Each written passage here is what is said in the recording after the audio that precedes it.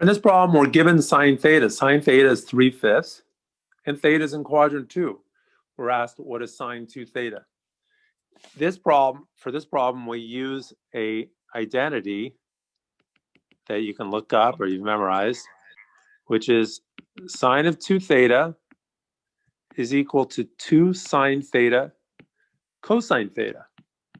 Now, we already have what sine theta is, so I'll just put that in there. But our question is, what is cosine theta? Well, we know that sine squared theta plus cosine squared theta equals 1. Sometimes I write cosine squared theta plus sine squared theta equals 1. Probably more of the time I do that. But I'll just plug in 3/5 for sine theta. So cosine squared theta is equal to 1 minus 3/5 squared. And so therefore I'll have 1 minus 9 over 25. And I am going to just sort of move this over a little bit. That's going to be 25 over 25 minus 9 over 25, which is 16 over 25.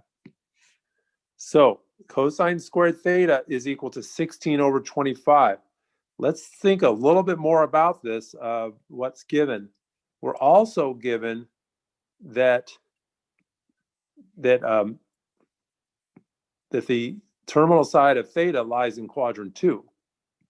And in quadrant 2, cosine is negative and sine is positive. The x-coordinate is negative, the y-coordinate's positive. So, I mean, we could even sort of try to roughly guess how this, looks, but, an angle is something like that. Okay, but when I take the square root then, theta is the square root, or cosine theta is the square root of 16 over 25, but I need to put negative. And why negative? Because theta is in quadrant 2. So it's important for me to keep that in mind. And so that's 16 is a perfect square, so it's 25, so I get negative 4/5. And moving down the next problem. Oh, hold on. Well, okay. I want to move it over just a little. But I did that sort of in a clumsy way.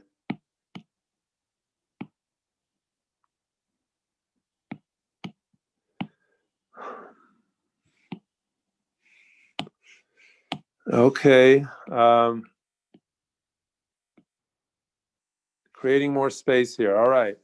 So here's sine 2 theta is 2 sine theta cosine theta. So I'm good to go now. I'll change colors even.